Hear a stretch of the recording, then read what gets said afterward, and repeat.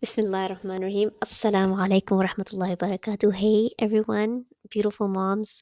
Welcome back. If you're new here, my name is Tasneem and I am a parenting coach and I help you bring back that calm and peace in relationship again. So today we're talking about Stephen Covey's second behavior of trust, demonstrate respect. If you've never read this book, I really recommend it, and I'll leave the link in the description below.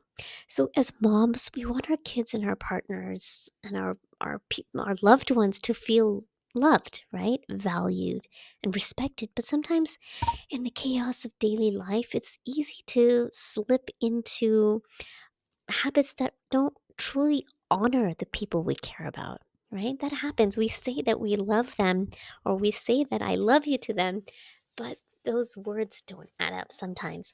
So let's talk about how to make respect a real daily practice and not just a statement.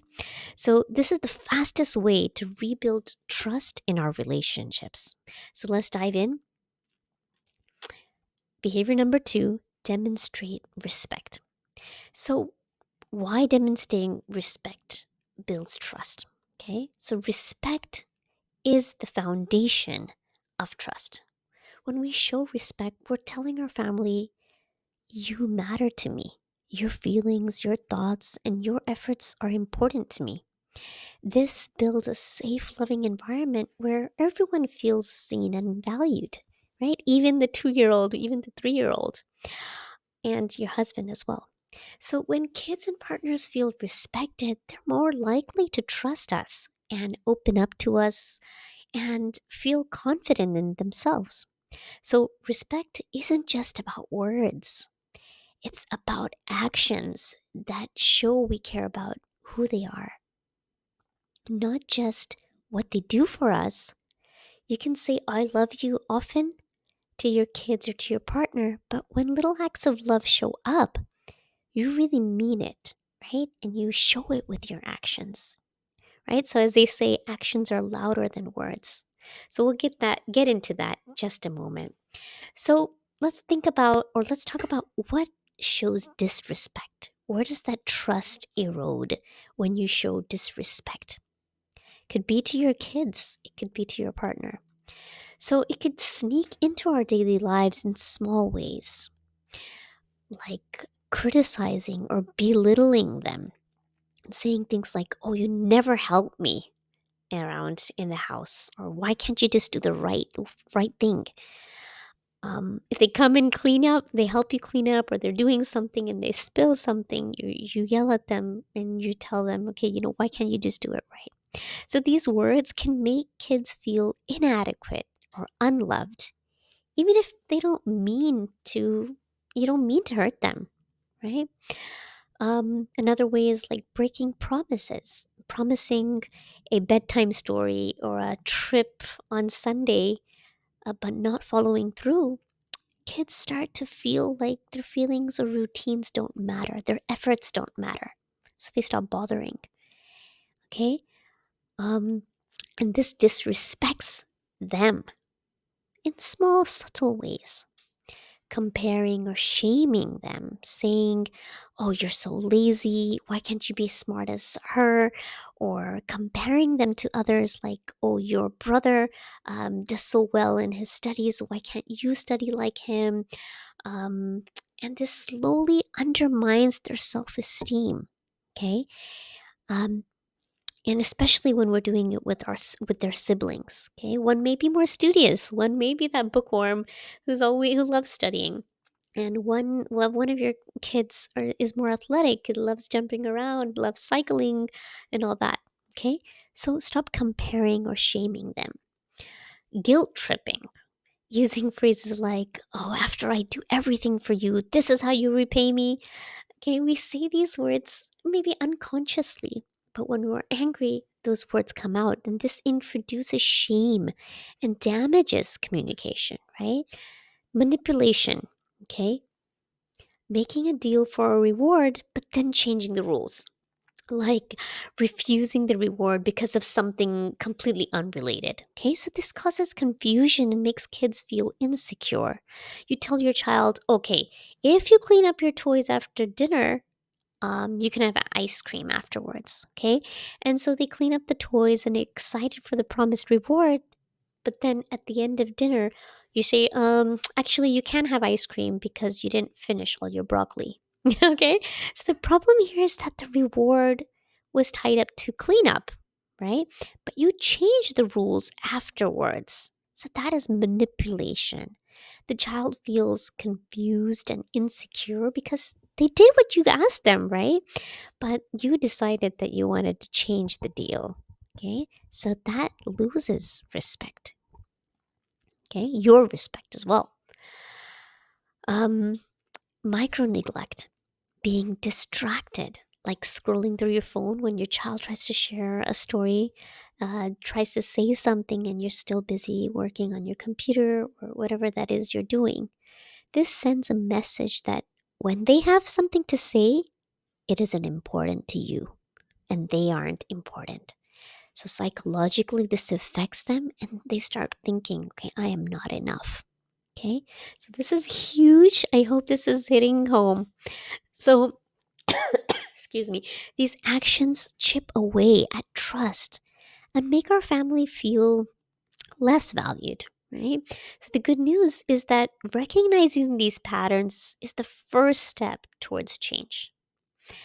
So, how do we show respect daily? Okay, how do we build this and how do we put this into action? So, here are a few practical ways that you can start with both your kids and your partner, right? So, recognize efforts and contributions. So, when your child helps with chores, even if it's very small, even if it's not perfect, say thank you for helping. I really appreciate your efforts. Okay, my daughter comes in the kitchen. I ask her to do the broom, brushing in the kitchen. I know she's not going to do all the great job. She misses a lot of spots, but the effort that she makes, I really appreciate her. And I always tell her, okay, you do such a great job when you come and, the kitchen is sparkling afterwards. So she feels really excited to do the kitchen every day. This shows like you value their contribution, right? Not just the outcome. That's not that important. With your partner, you can do the same, right? Acknowledge their efforts. Like, I appreciate you for helping me take out the grocery from the garage or, sorry, from the car. It's something small, but when you recognize it and when you recognize them, they really appreciate that acknowledgement. Okay. Sometimes in the daily life and the chaos, we kind of forget that and we feel like, oh, that's their job. They should be doing it. I don't need to be saying thank you. So using our words makes a huge difference. Avoid criticism and belittling. So instead of saying, oh, you're so messy, your room is always a mess, you're so disorganized, okay, say, okay, I understand you got a lot of work to do or you got a lot of homework. So let's figure out how to keep things organized. Okay, help them do it together, right? So this respects their effort and encourages growth. Keep your promises. We talked about this in another video, and I'll leave a link somewhere here or down below, and you can watch that about keeping promises. So if you promise to do something special, follow through. This demonstrates so much respect for yourself. Okay. If you can't explain why and apologize, this teaches your kids that their time and feelings matter. Okay, so they're excited to come home after school, and you're they know you're going to take them for ice cream. Keep up with that promise. Okay, thank you notes and small little gestures. Okay, um, I go through this in my course. What things you can do, and you have to be a little creative for this. Okay, leaving a thank you note for your child is so special, or do something special to put a smile on their face. What do they enjoy? What do they like? Go a little bit out of your way to make that effort. It could be, make their favorite snack, buy their favorite chocolate, a surprise hug, a fun activity. So these small acts of love show you care and respect their happiness. Okay, and that's what we're here for, right? We want to create that happy environment, that calm and peace in our relationships. Um, What I do, I like to leave little notes in my daughter's lunchbox. Just simple, encouraging words, loving words. My kids are boys are older now, but I leave like little sticky notes on their door, in their books. If I read something interesting, I'll put the book and I'll put a sticky note inside so that they can read it. I'll send them a message on their phone, just saying I'm thinking of them and I appreciate them. You know, simple things like that. For your husband, if he works from home, make a special cup of coffee, go down with him, sit with him for 5 minutes. Okay? Acts of love, acts of appreciation. Listen and validate. When your child shares their feelings, listen without interruption. Okay, this is huge. We want to give advice, we want to interrupt and tell them what we think, but they just want to sometimes be heard, right? When you stay quiet and you say, I'm listening, I hear what you said, that sounds tough. I'm here for you. This validates their emotions and shows so much respect for their perspective. Okay? With your partner, make time to listen and really hear what they have to say. We're always in that defense mode and we're like ready to attack. But when sometimes we just hear, they say, oh, you understand me. How many times have you had that experience when you feel that that person is not understanding you because they interrupt immediately? Okay, that's a whole nother session, another video. Um, you can check that out.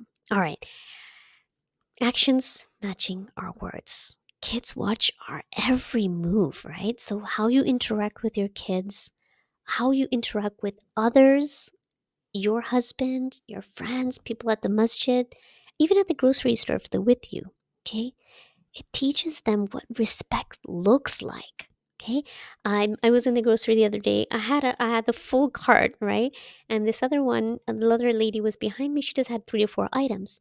So I asked her, you know what, you want to go ahead of me because I have a full cart, and my daughter noticed that. Okay, and she said, why did you let her go ahead of you? You were in line first. I said, well, it was just showing her respect, being kind.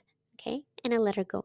So little things like this, they watch us, they learn from us how we behave in the outside world as well. Okay, they learn to be kind and patient too.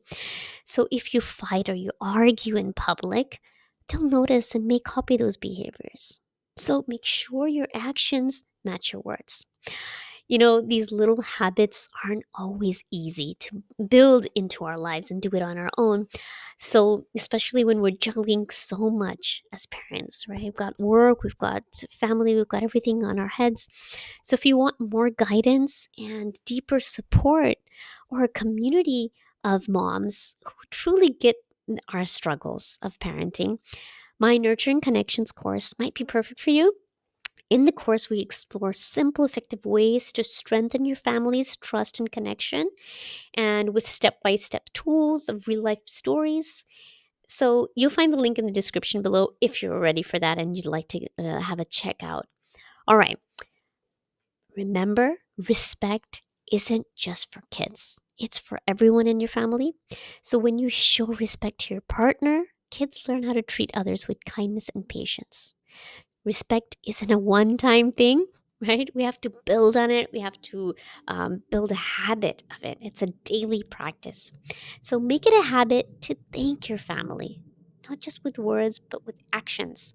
Celebrate their wins, apologize when you make mistakes. Show your kids that their relationship with you is special and important. Remember, respect builds trust. So when your family feels respected, they'll feel more connected, valued, and willing to trust you. Thank you so much for being here. If you found this helpful, please like, share, and subscribe. You know how it works. Um, for more tips on building trust, connection with your family, let me know in the comments how you show respect to your families. What kind of little acts of kindness do you do? So inshallah, until next time, take care and keep demonstrating respect. I'll see you in the next one. Assalamu alaikum.